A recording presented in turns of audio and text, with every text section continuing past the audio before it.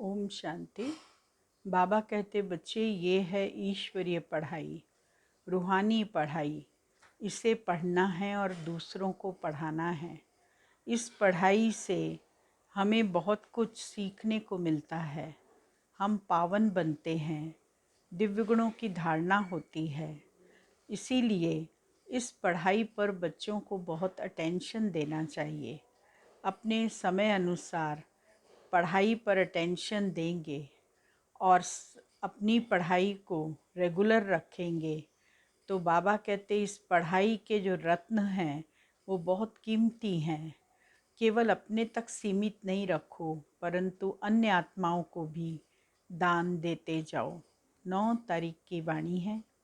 मीठे बच्चे, जब तक जीना है तब तक पढ़ना है, सीखना है।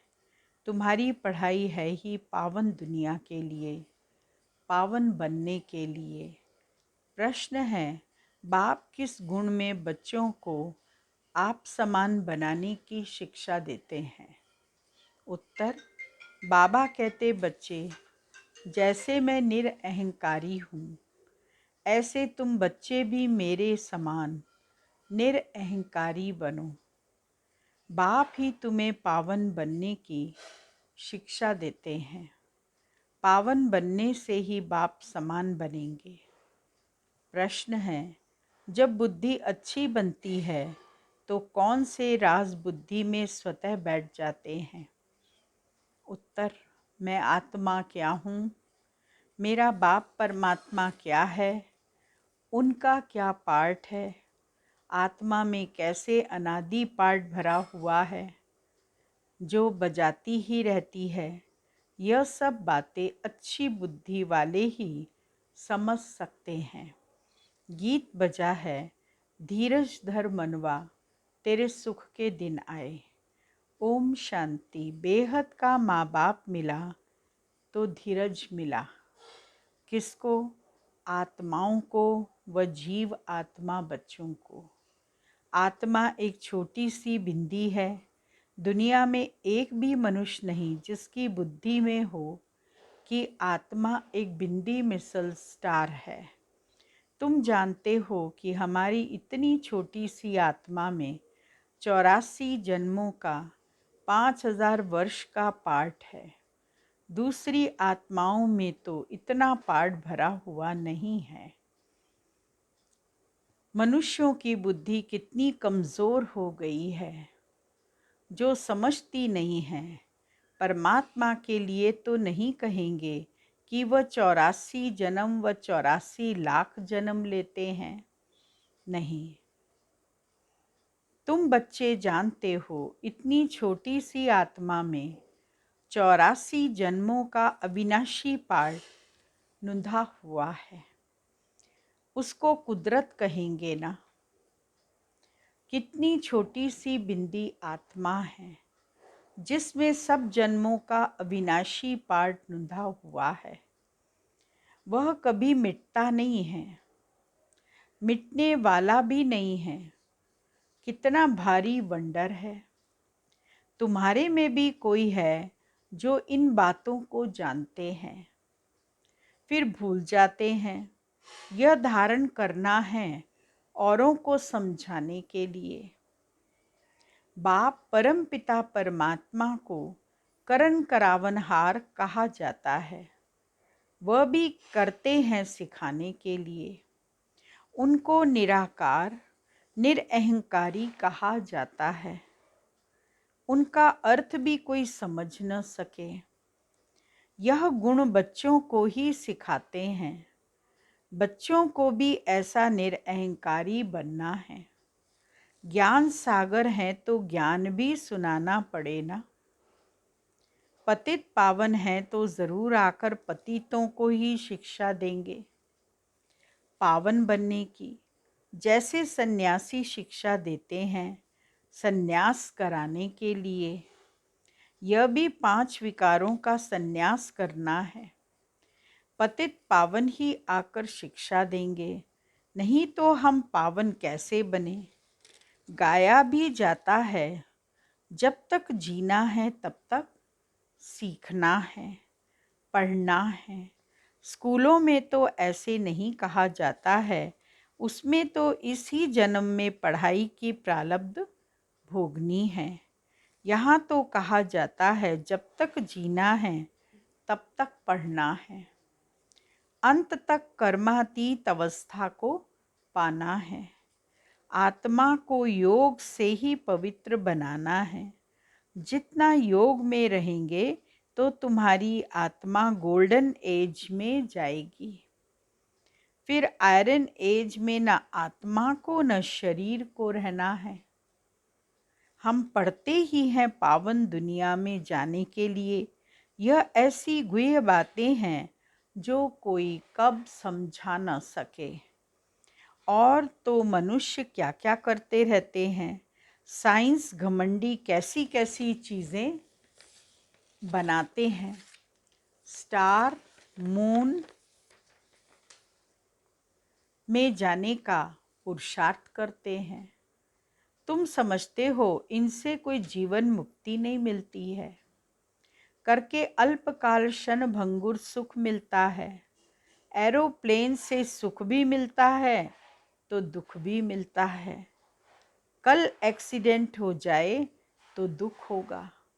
जितने भी साधन विज्ञान ने बनाए हैं वो सुख भी देते हैं और दुख भी देते हैं।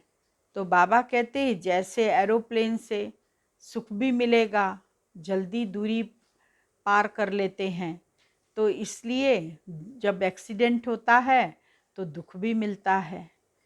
तो बाबा कहते कल एक्सीडेंट हो जाए तो दुख होगा। स्टीमर डूब जाता है, ट्रेन का एक्सीडेंट हो जाता है, बैठे बैठे भी मनुष्य का हार्ट फेल हो जाता है। सुख धाम तो है ही अलग, वहाँ सदैव सुख ही सुख है। इस दुनिया में जो भी सुख है वह है ही अल्पकाल कागविष्टा के समान। तुम बच्चों को अभी बहुत अच्छी बुद्धि मिली है। मैं आत्मा क्या हूँ, मेरा बाप परमात्मा क्या है, उनका पार्ट क्या है, हमारा पार्ट क्या है, सारा बुद्धि में राज है। तुम बच्चों में भी सबके 84 जन्म नहीं कहेंगे। सब थोड़े ही सतयुग में इकट्ठे हो जाते हैं, इसीलिए सबके पूरे 84 जन्म नहीं कहेंगे। चंद्रवंशी में भी पिछाड़ी तक आते रहते हैं। वृद्धि होती जाएगी, जन्म थोड़े होते जाएंगे। यह विस्तार की बातें हैं। बुढ़ियों को पहले अलफ बे पक्का कराना है। अलफ माना बाबा, बे माना बादशाही। यह तो बिल्कुल राइट बात है ना।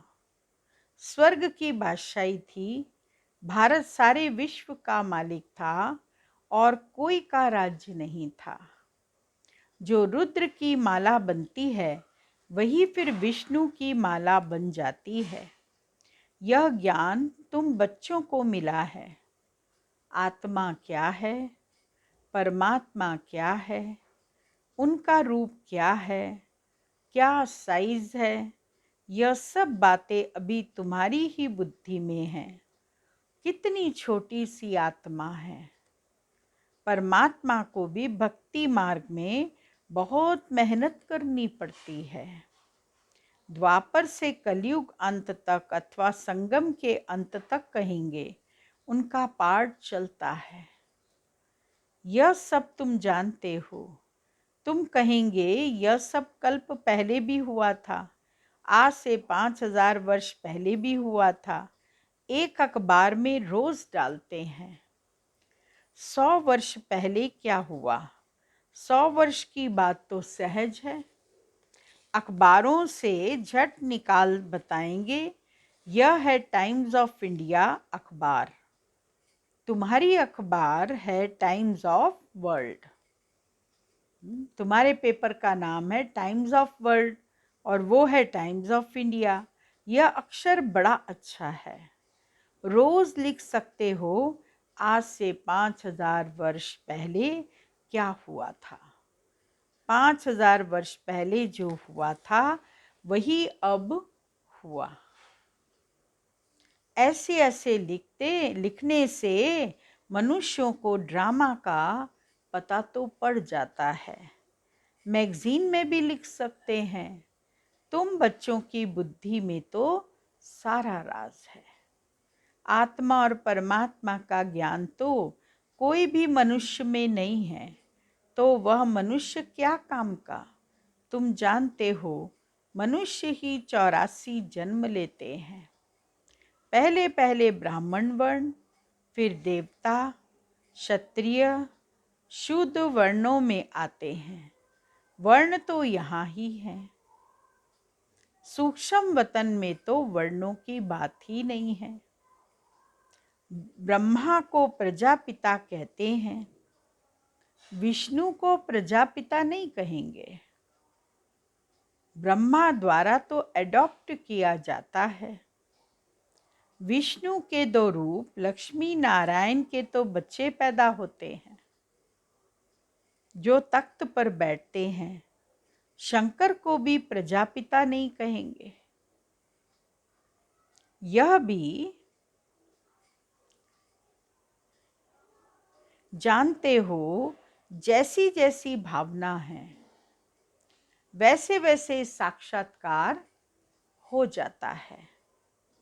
बाकी वहां कोई सर्प आदि की बात नहीं। बैल भी वहां हो न सके। सूक्ष्म वतन में तो है ही देवता। सूक्ष्म वतन में जाते हो, बगीचा फल आदि देखते हो, क्या वह बगीचा है?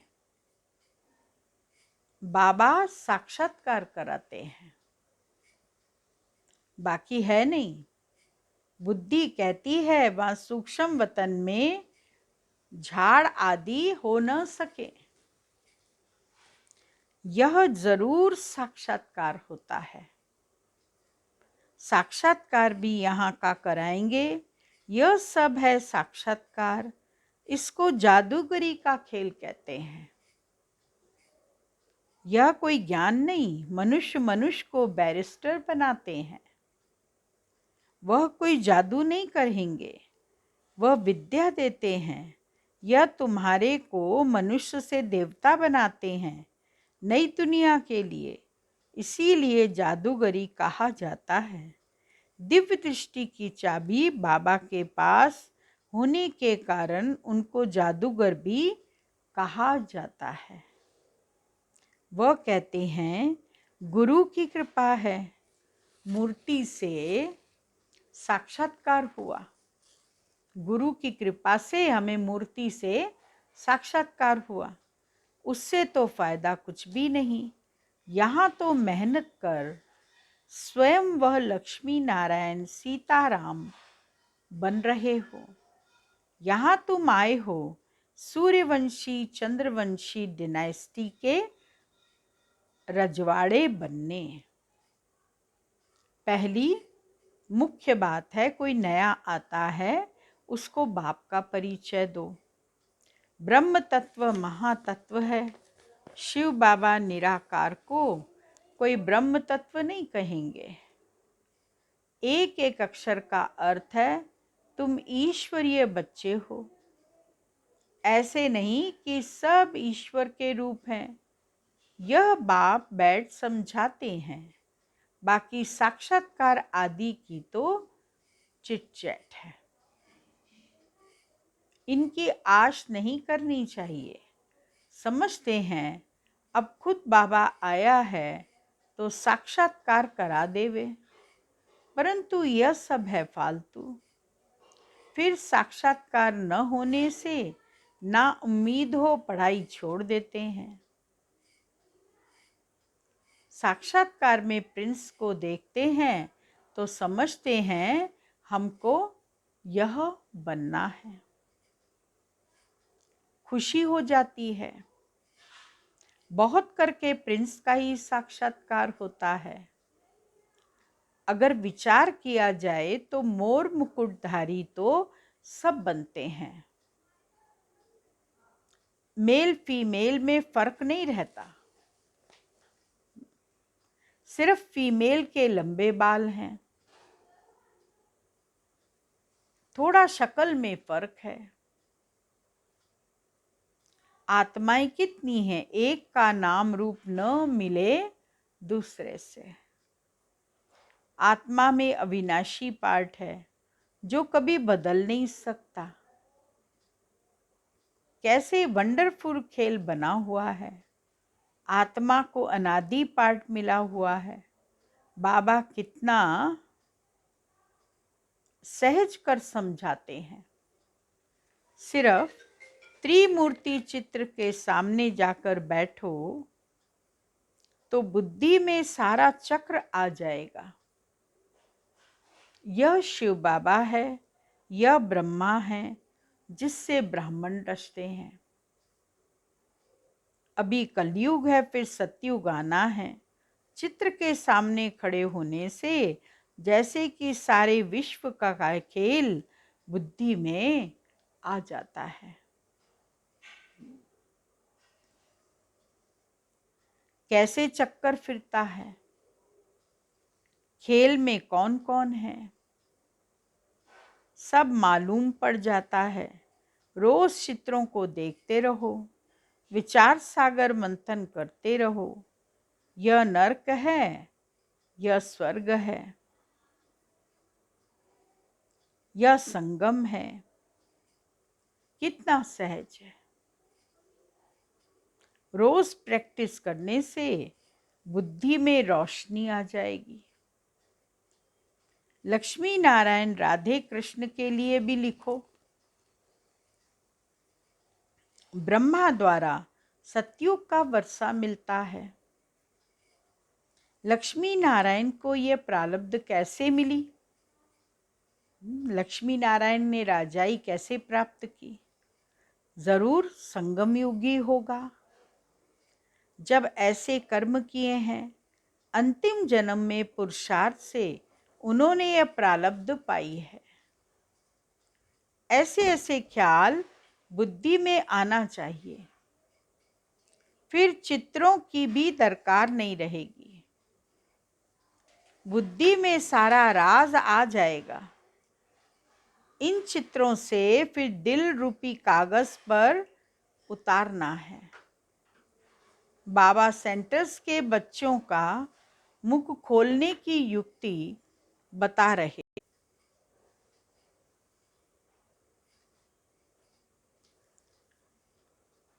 इन चित्रों से फिर दिल रूपी कागज पर उतारना है। बाबा सेंटर्स के बच्चों का मुख खोलने की युक्ति बता रहे हैं। चित्रों को देखते रहो, अंदर में बोलते रहो। बाबा कहते मुख कैसे खुलेगा ज्ञान सुनाने के लिए? चित्रों को देखकर अंदर ही अंदर उसकी स्मृति लाते रहो, उसको दोहराते रहो। रचना के आदि मध्यंत का राज जानना है। झाड़ भी क्लियर है। तपस्या यहाँ कर रहे हैं राजयोग की। यह मनुष्य से देवता बनते हैं। फिर भक्ति मार्ग कैसे शुरू होता है? जो जिस जिस धर्म के हैं उसमें ही फिर आएंगे। कितना सहज है, उन पर ही समझाना है। आत्मा क्या है, परमात्मा क्या है, उनमें अनादि पार्ट नुदा हुआ है। सतयुग में हम सुख का पार्ट बजाएंगे, इतने जन्म लेंगे। शमशान में भी जाकर किसको समझा सकते हो? जब तक मुर्दा जल जाए तब तक बैठ सत्संग करते हैं। शमशान में भी जब तक मुर्दा नहीं जल जाता तब तक वहीं बैठे रहते हैं। तो बाबा कहते उस समय जब तक नहीं जल जाता है तब तक बैठ के आपस में सत्संग करते रहते हैं। तुमको कोई रोकेगा नहीं। उस समय तुम बच्चे भी जाकर ज्ञान सुनाओगे तो तुमको कोई रोकेगा नहीं। बोलो आओ तुमको हम समझाएं। सुनकर बहुत खुश होंगे। बात करने वाले बहुत समझदार सयाने चाहिए। कहाँ भी जाकर तुम समझा सकते हो। समझाते तो बाबा बहुत अच्छी तरह हैं, तुम्हारे कच्छ में सच है, मनुष्यों के कच्छ में झूठी गीता है। तुम्हारे बगल में सारे विश्व की हिस्ट्री ज्योग्राफी है। श्री कृष्ण के चित्र पर भी तुम अच्छी तरह समझा सकते हो। इनको श्याम सुंदर क्यों कहते हैं? आओ तो हम आपको कहानी सुनाएं, सुनकर बड़े खुश हो जाएंगे। भारत गोल्डन एज था, अब पत्थर एज है, सांवरा हो गया है। काम चिता पर बैठने से काला मुंह हो जाता है। तो ऐसे ऐसे समझाने से तुम बहुत कमाल कर दिखा सकते हो। तीनों चित्र भल साथ में हो। त्रिमूर्ति का चित्र है, गोले का चित्र है और ये तीनों लक्ष्मी नारायण का है। ये तीनों चित्र साथ में हो। इन चित्रों को खोल दो और इन तीनों चित्रों पर समझाओ। एक चित्र पर समझाकर फिर दूसरे चित्र पर समझाना चाहिए। बहुत सहज है, सिर्फ पुरुषार्थ की बात है। टाइम तो बहुत है, सवेरे मंदिरों में चले जाओ। बाबा कहते सुबह सुबह मंदिर में बहुत भक्त मिलेंगे, वहाँ चले जाओ, चित्र खोलकर खड़े हो जाओ और जो भी आते जाएं उनको चित्र पर समझाते जाओ। आओ तो हम तुमको लक्ष्मी नारायण की जीवन कहानी सुनाएं। भक्ति मार्ग में यज्ञ तप तीर्थ आदि करते करते तुम एकदम कौड़ी मिसल बन पड़े हो। फिर शास्त्रों ने क्या सहायता की? हम आपको सच बतलाते हैं, सच ही सहायता करते हैं। अच्छा, मीठे मीठे सिकिलदे बच्चों प्रति मात पिता बाप दादा का याद प्यार और गुड मॉर्निंग। रूहानी बाप की रूहानी बच्चों को नमस्ते और रूहानी बच्चों की रूहानी बाबा को याद प्यार गुड मॉर्निंग नमस्ते। मुख्य सार है पहला पॉइंट, पढ़ाई पर पूरा पूरा ध्यान देना है, बाकी साक्षात्कार आदि की आश नहीं रखनी है। ना उम्मीद बन पढ़ाई नहीं छोड़नी है। दूसरा पॉइंट है, चित्रों को देखते विचार सागर मंथन कर हर बात को दिल में उतारना है। राजयोग की तपस्या करनी है। वरदान, अपने मस्तक पर सदा बाप की दुआओं का हाथ अनुभव करने वाले विघ्न विनाशक भव। विघ्न विनाशक वही बन सकते जिसमें सर्व शक्तियां हो। तो सदा ये नशा रखो कि मैं मास्टर सर्वशक्तिवान हूँ। सर्व शक्तियों को समय पर कार्य में लगाओ। कितने भी रूप से माया आए, लेकिन आप नॉलेजफुल बनो। बाप के हाथ और साथ का अनुभव करते हुए कंबाइंड रूप में रहो। रोज अमृत वेले विजय का तिलक स्मृति में लाओ। अनुभव करो कि बाप दादा की दुआओं का हाथ मेरे मस्तक पर है। तो विघ्न विनाशकपन सदा निश्चित रहेंगे। स्लोगन है, सेवा द्वारा अविनाशी खुशी की अनुभूति करने और कराने वाले ही सच्चे सेवाधारी हैं। ओम शांति। आज का पॉइंट है, आप बच्चे लॉ मेकर्स हो, मर्यादाएं व नियम बनाने वाले हो। इसीलिए जो बात मन को पसंद है, मन मानता है, उसी प्रमाण मर्यादा की लकीर के अंदर चलते चलो। मजबूरी से नहीं चलो। जो खुशी से किया जाता है उसमें बंधन नहीं लगता। बाबा ने क्या कहा? मर्यादाओं की लकीर के अंदर चलो, जिसे लक्ष्मण रेखा कहते हैं। मर्यादा की लकीर में रहेंगे तो सेफ रहेंगे। जैसे सीता ने लक्ष्मण रेखा को पार किया तो रावण ले गया, ऐसे ही हम मर्यादा की लकीर को जब पार करते हैं तो हमें 5 विकारों रूपी रावण ले जाते हैं अपने साथ। इसीलिए हमको बहुत मनपसंद मन मानता है, उसी प्रमाण मर्यादा की लकीर के अंदर चलते चलना है, मजबूरी से नहीं। मजबूरी से चलेंगे तो मर्यादा को तोड़ेंगे। अगर मन मान कर चलेंगे, सही समझकर चलेंगे, लक्ष्य पक्का होगा तो मर्यादा टूटेगी नहीं। ओम शांति।